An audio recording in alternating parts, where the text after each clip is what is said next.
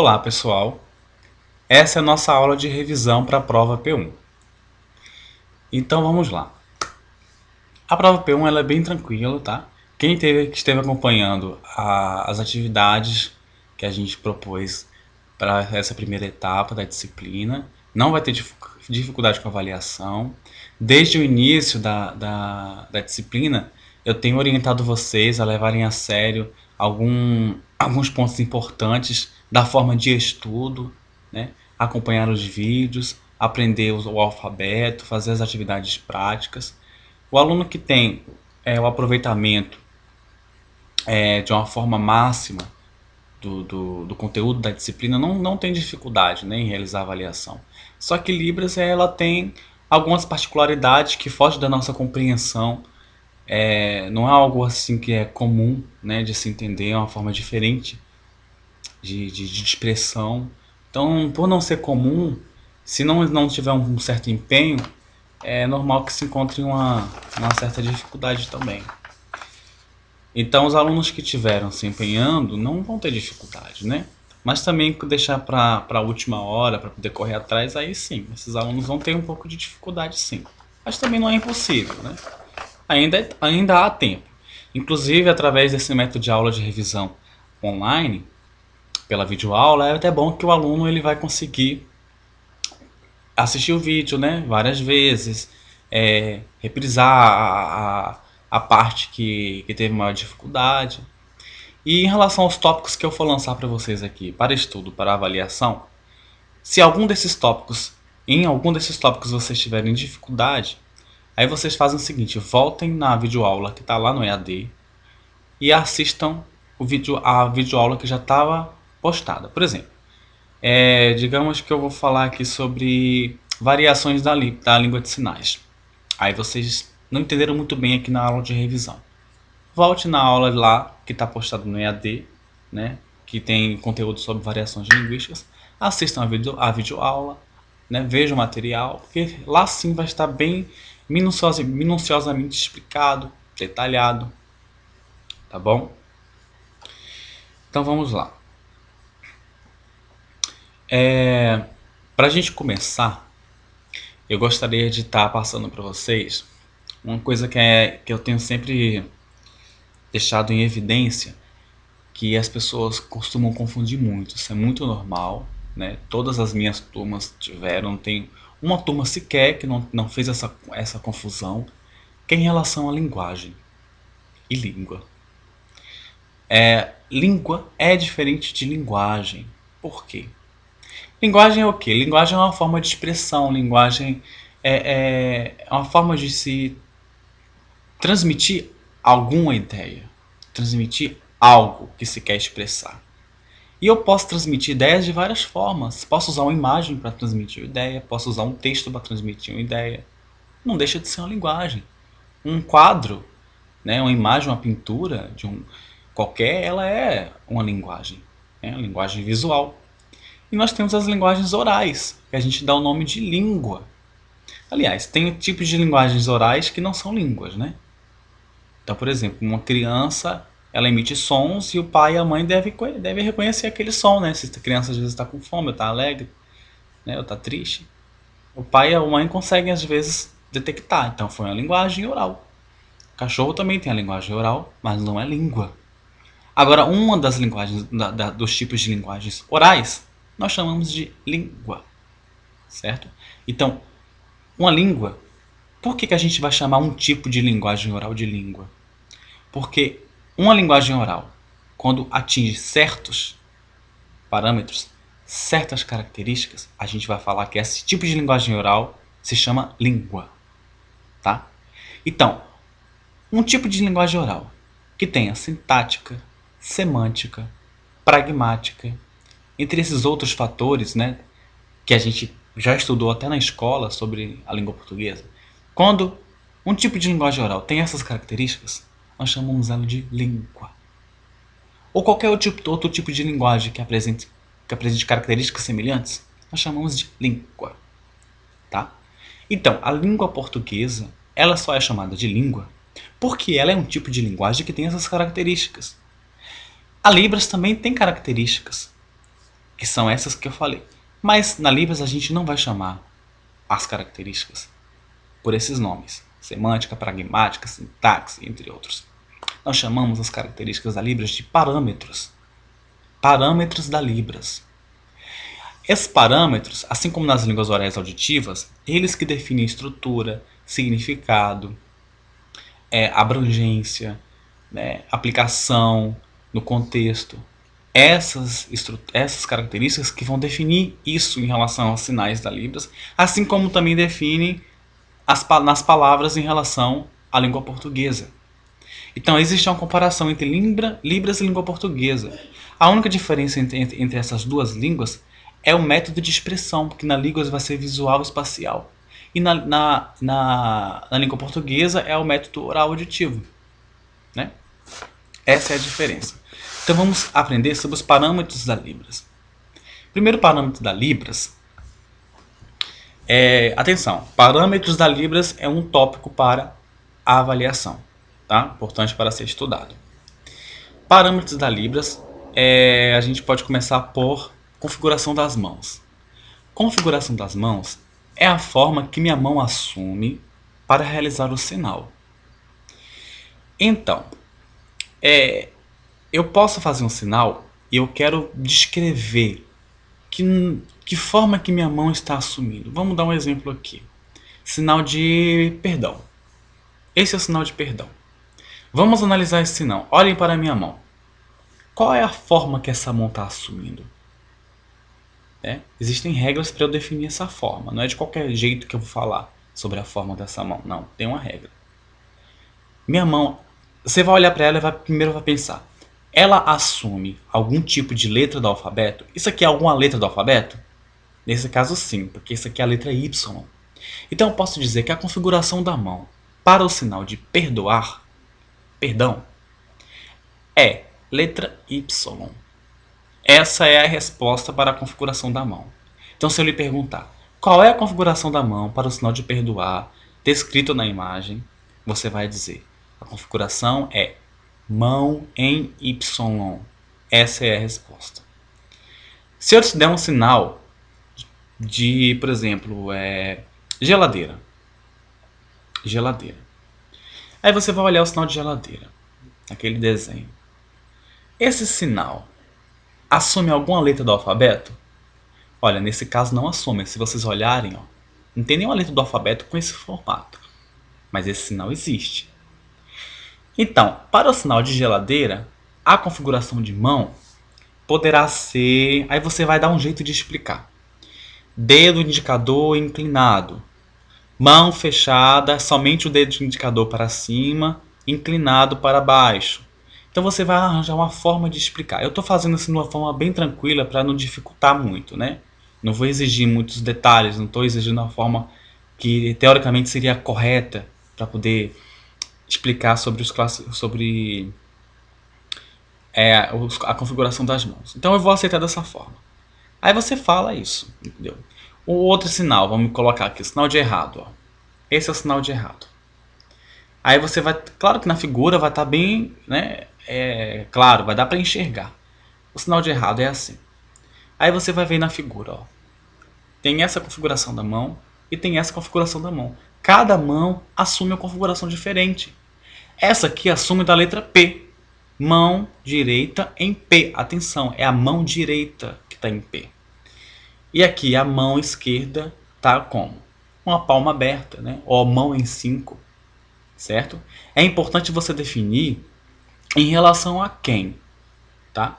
No meu caso aqui, é a minha mão direita em P. A mão do interlocutor, do emissor, a mão do emissor, a mão direita do emissor em P. E a mão esquerda do emissor aberta. Tá? Nesse caso é importante dizer porque é uma forma de se explicar que tem que ficar óbvia e clara para quem está... A pessoa que for ler aquilo ali, ela tem que entender, né, a forma correta, o lado certo. Então é importante que você detalhe assim. Tá? Isso é a configuração das mãos. A forma que a minha mão assume. Se assumir uma letra do alfabeto, essa letra é a configuração. Se assume uma forma ou outra qualquer, você vai dar uma explicação sobre que forma que se assumiu. Tá? Explicação coerente. Próximo parâmetro é ponto de articulação. Ponto de articulação é o local que incide no corpo ou em frente a ele. Ou seja, resumindo, é o local em que eu estou tocando meu corpo para fazer o sinal. Se eu tocar meu corpo em algum lugar, aquele lugar é o ponto de articulação. Ó, gente, parece complicado, mas não é. Só precisa ter atenção, um pouco de compreensão, tá? Vamos aqui voltar ao sinal que eu fiz de perdoar. Olha, perdoar. Notem que minha mão está encostando no meu queixo. Então, se eu encostei nesse local, esse local é o ponto de articulação. Então, para esse sinal, vamos voltar. Nós temos que a configuração de mão é mão em Y e o ponto de articulação é queixo. Tá? Queixo. Já o sinal de errado que eu fiz, olha só. Ele está encostando na parte de que parte do meu corpo? Minhas mãos. Minhas mãos estão se encostando, notem. Minhas mãos estão se encostando. Então, qual é o ponto de articulação? As próprias mãos. E também eu estou com o sinal em frente ao meu corpo. Então, nós podemos escrever dois pontos de articulações subentendidos aqui nesse sinal. Frente ao corpo e nas próprias mãos. Se eu estivesse fazendo sinal de sapo, ó, tá frente ao meu corpo, né? E antebraço, tá? Se você falar só antebraço, tá errado, porque o antebraço pode estar aqui, pode estar para cima, pode estar de lado. E aí o antebraço está onde? Tá frente ao corpo. Se o sinal fosse aqui em cima, ou se eu fizesse sinal de sapo assim, aí você falaria que o sinal de sapo é no antebraço e frente à cabeça. Mas nesse caso aqui é frente ao corpo. Então prestem muita atenção em relação à localização do sinal. Então, o próximo parâmetro da Libras é o movimento. Então, o movimento ele pode ser descrito como unidirecional, bidirecional ou multidirecional. E ainda pode ser também descrito como retilíneo, helicoidal, circular, sinuoso. Vou dar um exemplo de cada um, tá? Para você identificar um movimento, você tem que imaginar que as suas mãos estão desenhando no espaço. Vamos fazer de conta que minhas mãos sejam meladas de tinta e que cada movimento que eu faço no espaço, essa tinta ela mancha o espaço. Vamos imaginar assim. Minhas mãos estão manchando o espaço. Então, se eu estou fazendo isso aqui com minha mão, ela vai estar fazendo uma mancha reta, né? Ó, para cima e para baixo. Digamos que na pontinha do meu dedo aqui tem a tinta, ó. Que movimento que eu estou fazendo? É um movimento reto, né? E agora, ó. Movimento circular, né? Assim, ó. Helicoidal, tá vendo? Fazendo uma hélice. Ele está desenhando uma hélice no espaço, né? Assim seria sinuoso, ó, balançando. Tipo um raio, né? Então, com esse raciocínio é que a gente vai conseguir identificar o tipo de movimento. Se ele é retilíneo, helicoidal, circular, sinuoso, né? Esses são os abrangentes, que tem um semicircular, semisinuoso e esse aí não importa. E unidirecional, bidirecional e multidirecional é bem óbvio também, né? Vamos ver que no decorrer da análise a gente consegue identificar com bastante facilidade. Vou fazer o sinal de estudar. O sinal de estudar é dessa forma. As videoaulas a gente já fez bastante esse sinal. Estudar. Notem que se minhas mãos estivessem desenhando no espaço, eu estaria fazendo um movimento reto, né? Eu não faço um movimento circular, eu faço um movimento reto. E notem que ele tem duas direções, porque eu subo e desço, subo e desço. Então não é só para cima, é para cima e para baixo. Então, para cima e para baixo. Então ele é bidirecional, tem duas direções e é retilíneo. Então os movimentos, eles têm duas características. Ele é bi ou multidirecional e ele também é retilíneo, circular, helicoidal ou sinuoso. Tem que ter as duas características para o movimento, não se esqueçam. Um outro exemplo para os sinais os movimentos dos sinais, vamos usar o sinal de alto. Esse é o sinal de alto. Notem que ele tem uma direção só. Ele vai só para cima. Ele não vai para cima e desce. Então, nesse caso, ele é unidirecional. E também ele é helicoidal. O sinal de raio, assim, só que a gente faz bem rápido, fazendo devagar para, né, vocês verem o movimento. Raio, ó, assim o raio caindo. Esse sinal também é unidirecional, mas agora nesse caso ele é sinuoso, né? Montanha também é sinuoso e unidirecional, vai numa direção só. O sinal de brincar, ó, notem que eu estou fazendo um círculo, então ele é circular. Nesse caso aqui, ele pode ser, vai depender da interpretação, né, da pessoa. Nesse caso, eu vou ser bem maleável com a interpretação de vocês, né? A não ser que seja uma coisa muito óbvia, como esse sinal aqui, eu não posso dizer que ele é circular, né? Nesse caso aqui, é circular, mas em relação à direção, você pode... Eu vejo como um unidirecional, vai na direção só, que ele não vai e volta, né? Tem gente que já vai ver como multidirecional, né? Vai da interpretação, mas quando é óbvio, não tem para onde correr.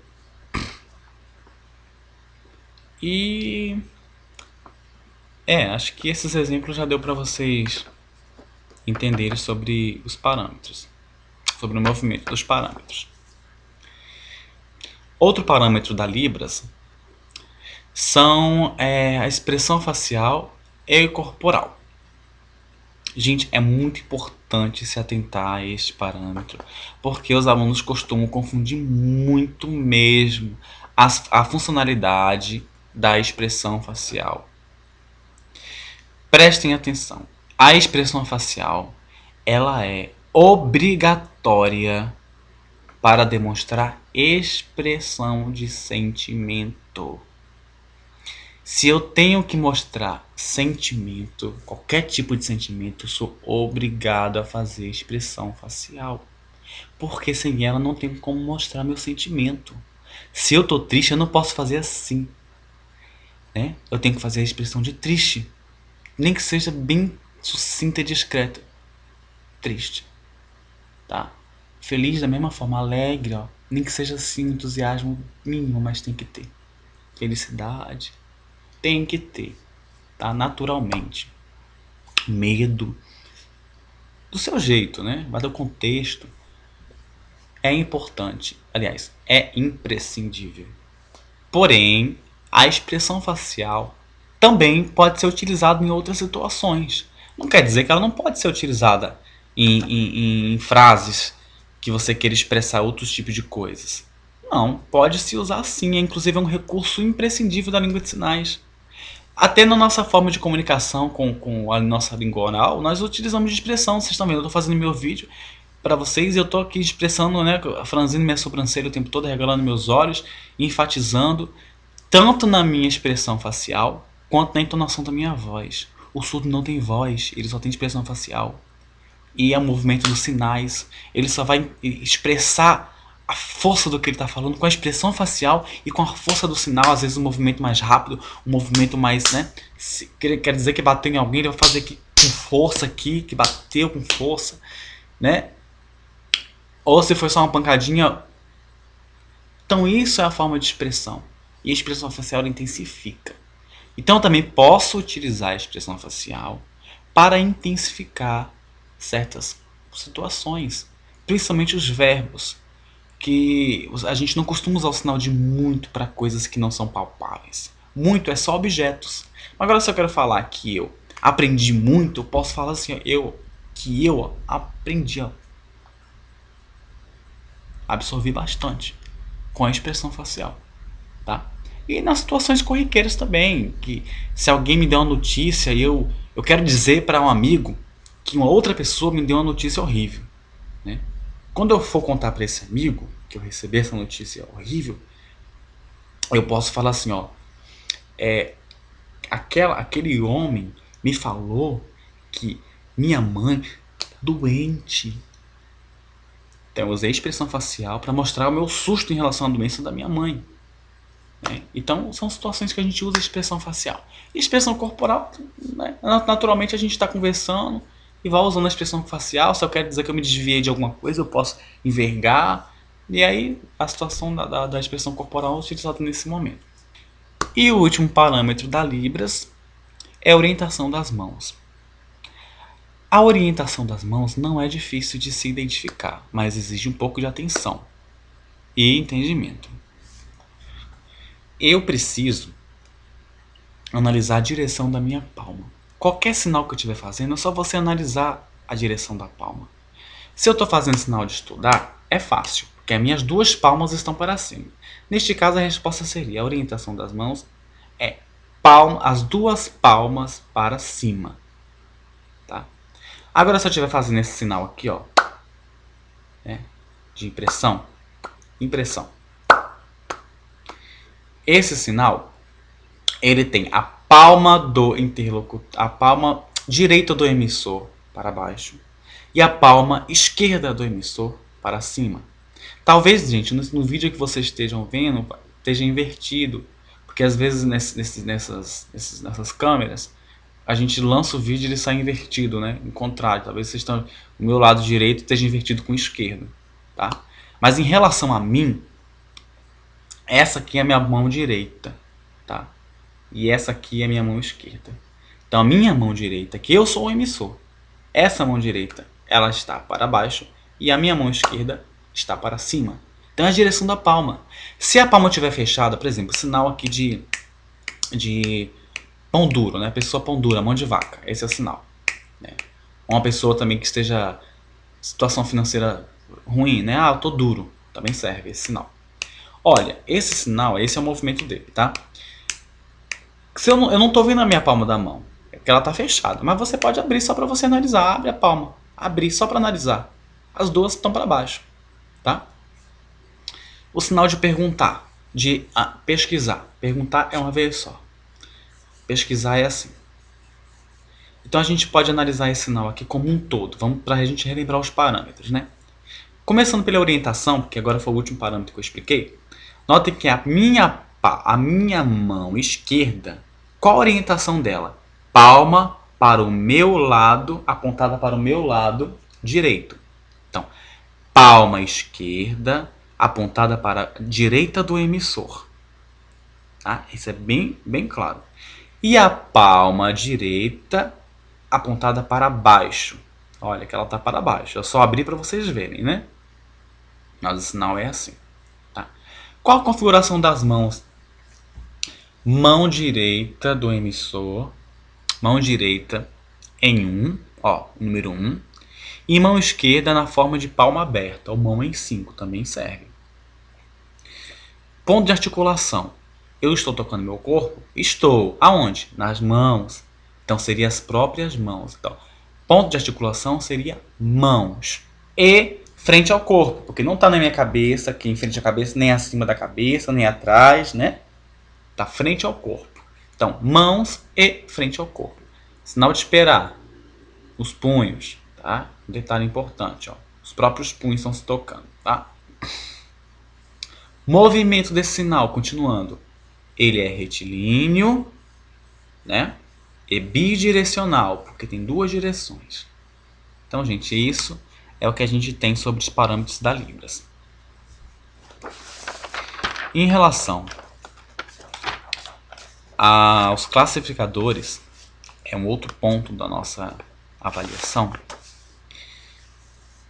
A gente precisa entender o seguinte. Os classificadores, eles servem para caracterizar os sinais. Os sinais, assim como os adjetivos na língua portuguesa, nós temos os classificadores na língua de sinais. A língua de sinais, ela é um pouco escassa no sentido de vocabulário. Então a gente tem que sempre estar improvisando. Só que a gente não pode improvisar de qualquer forma. Existem regras de improviso. Por exemplo, não existe o sinal de lixeira.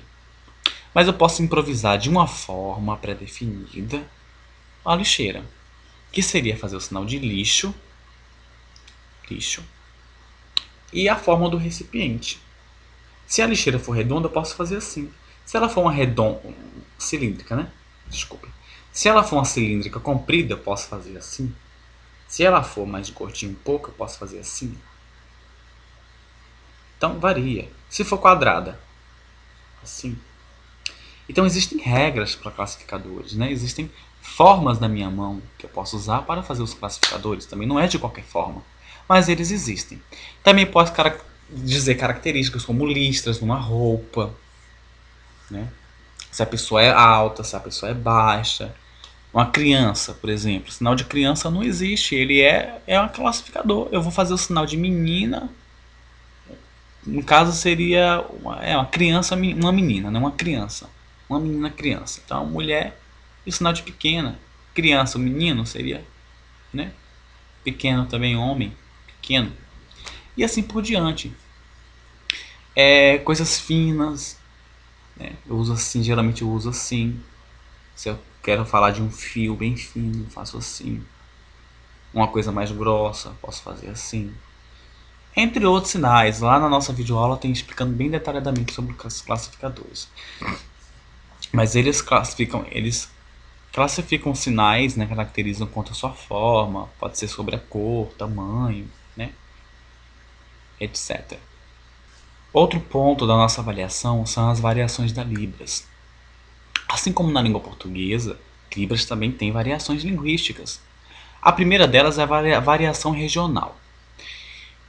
Na língua portuguesa, a gente sabe que existem palavras que variam de acordo com o local. Né? Então, em certos lugares existe a pipa, em outros a pandorga, em outros o papagaio. Em alguns lugares existe a mandioca, em outros o aipim, é a mesma coisa. E assim por diante. Na língua de sinais também não é diferente, então a cultura daquela região influencia nos sinais também. Então, por exemplo, o sinal de verde em São Paulo, vamos dizer que é assim. Aqui no Rio a gente faz sinal de verde assim. É uma variação regional. Essa aí é uma dos tipos de variação. Temos também a variação social. A própria palavra já define o que é, né? Social e de pessoa, né? Indivíduo. Então, vai de pessoa para pessoa essa variação. É a particularidade que cada um assume para sinalizar. Eu sinalizo de uma forma diferente da sua. Né? De repente, você que começou hoje a sinalizar pode ter uma sinalização mais convincente, vamos dizer assim, mais persuasiva, uma mais chamativa do que eu que já sou anos professor de Libras, né? Intérprete, tradutor. Eu tenho muita experiência com a língua de sinais, talvez não seja tão persuasivo na língua de sinais como você, porque a sua forma particular, talvez seja mais elegante, vamos dizer assim. É como a voz de uma pessoa. Às vezes uma pessoa tem uma voz tão linda, tão bonita, tão agradável, que ela se destaca mesmo que ela não consiga ser um orador tão, né, um orador tão bom, né? E de repente uma pessoa que oraliza tão bem tem uma voz tão estranha, incomoda tanto que não chama tanta atenção. E isso também acontece na Libras. Eu costumo dizer nas minhas videoaulas, elogiar bastante certos alunos e incentivá-los quando eu percebo que eles têm uma certa elegância na língua de sinais. Porque não é qualquer pessoa que faz um sinal que ela vai conseguir fazer aquele sinal de uma forma elegante, né? Tem gente que tem uma mão para Libras, vamos dizer assim. Mão boa para Libras. O sinal flui. Só quem consegue perceber isso é quem já tem experiência com a língua de sinais. Então você vê a pessoa. Às vezes eu faço até um teste. Faz um sinal tal. A pessoa faz. A forma que ela faz aquele sinal, me copiando mesmo, eu já percebo se ela tem esse destaque. Então isso aqui é variação social. Mas aí também ela abrange, no contexto específico, ela vai abranger a forma que eu assumo para fazer um sinal específico. Como, por exemplo, conversar. Olha, o sinal de conversar geralmente é assim, mas tem gente que prefere fazer com a mão aberta. Né? São detalhes que acabam embelezando mais ou menos o sinal, né? Isso aí vai de pessoa para pessoa. Não posso mudar o sinal. Eu quero fazer assim. O sinal de errado é assim, mas eu quero fazer assim de lado. Eu quero fazer assim. Não, não pode. Com a prática a gente vai saber o que pode e o que não pode. Até onde eu posso mudar o sinal. Bíblia, tem gente que faz sinal de Bíblia assim, tem gente que faz assim. gente que faz assim, tem gente que faz assim. Variação social, cada um faz de uma forma que acha melhor, né?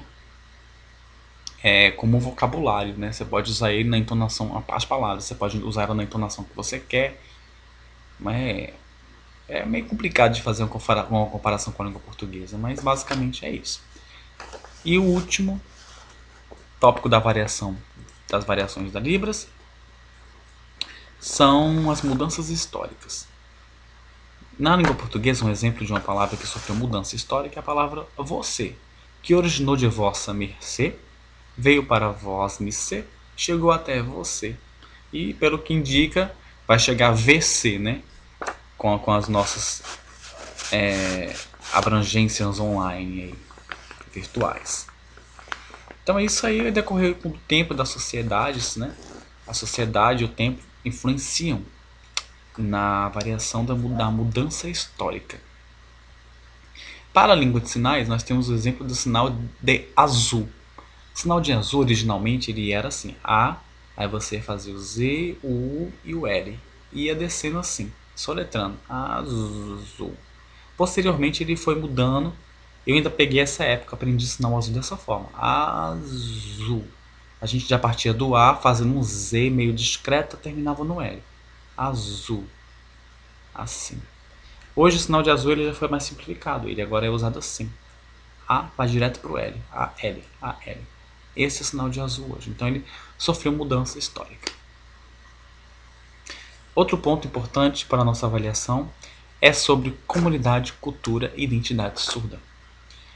Uma cultura, o que é uma cultura? É um conjunto de costumes, ideais, ideias, pensamentos, gostos, preferências que um determinado grupo tem. Uma cultura ela pode ser abrangida de várias formas. Por exemplo, nós temos a cultura do ser humano como um todo, né? Esse ser que existe em todo o globo, ele tem uma cultura, porque ele tem necessidades comuns, né? Existe uma necessidade comum a todos os seres humanos que traz uma cultura bem abrangente e geral. Mas aí um continente já tem uma cultura diferente da outra, estou especificando mais. Num continente, aquele país especificamente tem uma cultura mais aplicada, um estado mais ainda, uma cidade mais ainda, um bairro mais ainda, uma família mais ainda. E a pessoa como indivíduo também tem a sua cultura, né? Que é de acordo com as suas necessidades e de acordo com a sua individualidade e a sua identidade pessoal. O surdo não é diferente. O surdo tem essa cultura como um todo, ser humano, como fazendo parte de um continente, de um país, de um estado, de uma cidade, né? De um bairro, da sua comunidade surda, também como pessoa. E como surdos. Os surdos, de uma forma geral, como um todo, eles também têm a sua cultura própria. Por que essa cultura própria? Independente do país em que o surdo esteja inserido, ele tem certas características porque são provenientes do seu estado físico, da sua forma de percepção do mundo. Infelizmente, os surdos, principalmente os que já nasceram surdos, eles não têm noção de mundo, conhecimento de mundo que um ouvinte tem, né? Não porque eles são inferiores a ninguém, mas infelizmente o recurso não nos permite compreender certas coisas que nós ouvintes podemos compreender com facilidade. Até nós mesmos que temos audição, ouvintes que têm audição perfeita, falam. Às vezes tem dificuldade imensa em compreender certas coisas, né, da nossa realidade. Imagine para um surdo, por mais inteligente que ele seja, é que lhe falta um recurso, assim como o cego. O cego ele não está vendo não porque ele seja menos capacitado, né? Se ele não enxerga, ele não vai saber as cores se ele nunca viu as cores. Não tem como explicar para um cego o que são cores. É inexplicável para um cego o que são cores, né? Um cego de nascença. Então o surdo também tem certas coisas que são meio que inexplicáveis, meio que não se transmite certas coisas para o surdo. Isso faz com que o mundo deles, na sua grande maioria, se torne bem restrito. Um exemplo que eu costumo deixar sempre em evidência é que assim, coisas mínimas que estão no nosso cotidiano, elas servem de auxílio para que nós aumentemos o nosso grau de conhecimento de mundo. Um exemplo, se eu estou aqui no meu canto, né, numa situação do meu dia a dia, de longe eu ouço uma conversa de alguém falando sobre uma situação corriqueira, um acidente que teve em tal lugar, um local perigoso, um assalto que ocorreu, eu naturalmente já estou assimilando aquele conhecimento a respeito do perigo daquela situação. Já vou estar alerta, já vou abrir minha cabeça sobre aquele local, ficar mais esperto. Então é uma situação que me permite, né, a oportunidade de conhecer aquilo. Tenho acesso a jornais, revistas com facilidade. A maioria dos estudos não sabem ler ainda. Temos essa triste realidade. Então, todo esse conjunto faz com que o surdo se torne um pouco restrito, né? E que tenham características em comuns. Então, eles acabam sendo um pouco assim, meio que introspectivos. São pessoas que não têm meio termos na sua grande maioria. Eles são muito sinceros e diretos, né? Costumam falar muito sobre coisas alheias, né? Detalhes que nós não costumamos falar. Então, ele chega, fala na sua cara o que ele acha a seu respeito, né? Não existe meio termo, até porque a própria língua de sinais, ela não tem como você utilizá-la para poder falar sobre meio termos, né? É direto, o que você tem que falar, você fala, e é aquilo, né? A gente, na língua portuguesa, a gente tem como utilizar ela para poder rodear, né, uma certa situação, ter cautela. Claro que a gente em Libras também vai saber como fazer, mas é 8 ou 80, né? O que tem para falar é para falar. E os surdos são acostumados com isso, então eles têm essa cultura. É só para vocês entenderem que eles têm a sua cultura própria. E também tem a cultura que está inserida na nossa cultura. Fazem parte da nossa cultura como ouvintes também. E fazem parte da nossa cultura também como brasileiros. E assim cada nação tem a sua cultura própria e os surdos de sua nação também. Então isso que é a cultura surda. E a comunidade surda, ela é um grupo específico que tem algo em comum. O que a comunidade surda tem em comum é a Libras. Para estar inserido na comunidade surda, você precisa apenas saber Libras. Você não precisa ser surdo. Até se você for surdo e não souber Libras, você não faz parte da comunidade surda. Porque para estar nela, você precisa saber Libras. Muitas pessoas têm dificuldade, né, em estar inserido na comunidade por não saber Libras. Tá? Mas eu, por exemplo, faço parte de uma comunidade surda. Para se existir uma comunidade surda, basta ter um local, uma certa região que tem algum tipo de grupo de pessoas que sabem Libras, ouvintes e surdos, e que tem algo em comum, ou fazem parte de uma instituição, ou fazem parte de uma escola, né? De uma faculdade, ou numa rua, num bairro, que tem pessoas ali que se conhecem, costumam se ver. Isso a gente chama de comunidade, tá? Isso é comunidade surda. E a identidade surda, ela é construída assim como todos nós construímos a nossa identidade. O surdo também só vai construir a sua identidade depois que ele se conhece através da sua própria língua. É necessário saber a língua de sinais para saber quem ele é, né? Para ele conseguir trocar com alguém sobre a sua própria vida, sobre quem sou eu. Né? Tá? Outra coisa importante é entender a funcionalidade do alfabeto da Libras. O alfabeto ele é utilizado na Libras somente para nós darmos nomes às pessoas, tá? Ou objetos, ou coisas que têm nome mesmo. Então, se eu vou falar meu nome, eu vou soletrar aqui meu nome, aí eu vou soletrar D-A-N-I-E-L. Soletrei meu nome. Neste caso, eu uso o alfabeto, tá? Ou, por exemplo, quero falar sobre uma prova. Na questão A, a resposta. Na questão 1, a resposta é a letra C.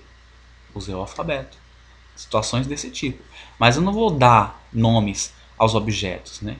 Eu quero sentar na cadeira. Não existe isso. Tá?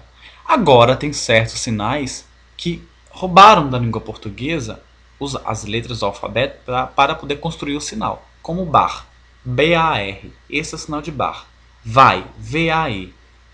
Vai. O sinal de vai é assim. Ele roubou da língua portuguesa. Aliás, emprestou, né?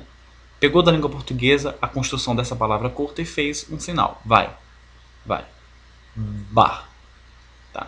Fora isso, não se usa o alfabeto para poder sinalizar. Então é isso, gente. Eu espero que vocês tenham bons estudos, que vocês façam uma boa avaliação, se empenhem na disciplina, porque se vocês pegarem o fio da meada com a explicação que eu dei e o treinamento sobre as atividades práticas propostas, não vai haver dificuldade para a avaliação, que a avaliação está bem aplicado em relação ao que eu dei de revisão, que não é nada mais, nada menos do que as aulas que foram dadas, né, durante a primeira parte do semestre. E naturalmente também a prova 2 vai fluir bem tranquilamente. Tenho certeza disso se vocês se empenharem dessa forma, tá? Eu estou disponível na faculdade, já deixei e-mail para vocês com meus contatos. Em qualquer coisa, estou disponibilidade para vocês tirarem suas dúvidas. Então tenha uma boa avaliação, uma boa prova. Bons estudos.